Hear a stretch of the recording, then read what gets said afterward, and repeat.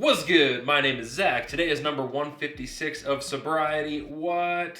I know, it's crazy. Welcome to Building a Better Me. I was a fat drug addict. Now I'm trying to turn into a lean, non-drug addict. Horrible intro, but welcome. It is very nice to see you. Today, we're going to be doing back and bicep, one of my favorite days. We're going to get the bump going on. It's going to be fantastic. I should have done the accent there too. Fantastic! So stupid. But I also want to talk about body positivity for a second. It's kind of a strange concept. You want to think body positivity movement would be like feeling good about yourself by improving yourself, but instead it's more of like a be happy just the way you are. Now, I feel a couple different ways about this. Now, one half of me, it makes total sense. I totally get it. I genuinely feel that every person should be super happy being who they are. I think it's very, very important. I think there's not enough people that have enough confidence in themselves to just genuinely be themselves. So please don't get it twisted. I think everybody has the right to be content with who they are as a person. That being said, constantly being told you're fine just the way you are, you don't need to change at all ever, can completely limit your ability to progress in any way or improve yourself in any fashion. And as a person like myself who I'm getting sober, I'm trying to change my diet, I'm in the gym all the time, it's like if I was just happy with the way that I was, I wouldn't be doing any of this stuff, and it's pretty tough to argue that these decisions are not better for me overall. You know what I mean? Now, I think Cat Williams actually said it best. He was asked, what's the worst piece of advice you were ever given? And he said, never change. Whoa, that's heavy stuff, right? You have to change in order to keep growing. I mean, we've all heard the stereotypical phrase, what is the definition of insanity? Doing the same thing over and over and over again and expecting a different result. If things in life aren't really going your way, I mean, yeah, you need to be happy with yourself for sure. You need to be confident in yourself, but changing things up, I don't think is necessarily a bad thing. Pause. That's the end of my 2 cents on that. Make little changes, but still stay true to who you are. I think that's the best key. Like I said, today we did back and biceps, but we warmed up with a little bit of basketball. It's honestly kind of insane how good I am at basketball. In the streets, they call me three-pointer McGee the third. I mean, from everywhere in the gym, swishity, swishity, swish, hook shot, ba-bang. If you think I'm lying, watch this. Look back, eyes closed, throw, swish, absolutely crushed that right there. Slow motion.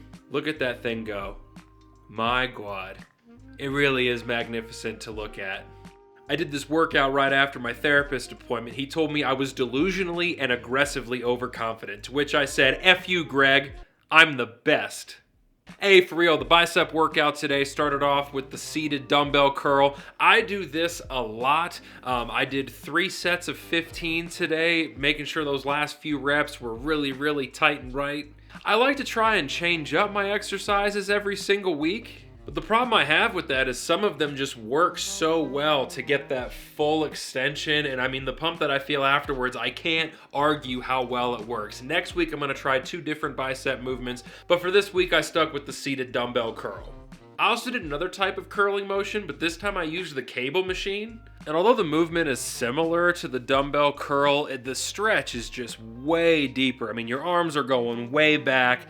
I try to curl as best as I can without using my back too much, just because the back really takes the stress off the arms. Really important to watch the weight there with that one. If you go too heavy, your body's gonna compensate, and then the whole exercise just goes kaput. Usually I always do seated dumbbell curls first, and this second exercise is the one that changes, but next week I'm going to try to do 2 new bicep exercises just to see how it feels. For back, I actually did 2 different versions of seated rows today. The first grip was using a closed grip, and the reason why is just because you get a squeeze in your entire upper body. Like when I'm doing this exercise, everything is close. I can feel it in my chest. I still feel it in my biceps. I'm sure it's some sort of a compound movement. And then of course in your back when you come back, even a little bit in the lats. Really, really enjoy this one. After that, it's using the flat bar. I saw somebody do this online. I wanted to see how it felt. It definitely felt a little bit different. Felt it a little bit more in the lat area. I do think I should have used a wider grip, maybe not such a small flat bar. But despite that, still really, really enjoyed this movement. I'm glad that I did it. Next week, it's going to be very different, though. I'm going to try 2 completely different back exercises and 2 completely different bicep exercises as well. On the closed grip one, I like to pretend I'm driving a car. off in the sunset, basically anywhere aside from in the gym, next to a pre-workout powerlifter who could turn around and smack the daylights out of me at any given moment. Drew, if you're watching, that's directed at you, buddy. Homie looks like Captain America. Any hooser. Hey, real quick before you go, my NA of the day is going to be Bero? I should have looked up how to pronounce that before I started filming. Anyways, this is actually Tom Holland's brand of non-alcoholic beer. He has an IPA, he's got one other lighter one, and then this is the Pilsner. Dude, it may be the closest tasting Pilsner I've had yet that's a non-alcoholic. It's got 88 calories per can, I do believe, so it's not the most calorie conscious, but dude, if you're gonna slam a couple of these, you're ready to get your Wednesday on.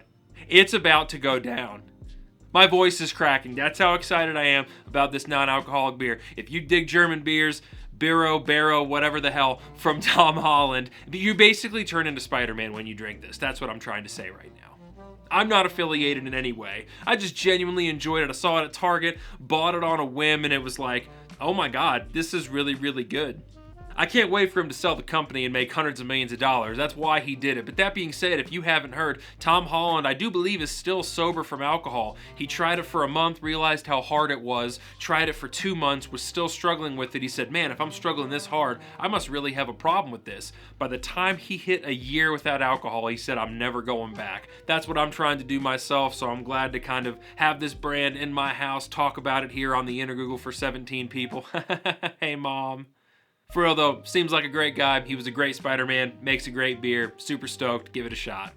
My name is Zach O'Connor. Thank you so much for watching Building a Better Me, and as always, stay happy, stay healthy. Cheers.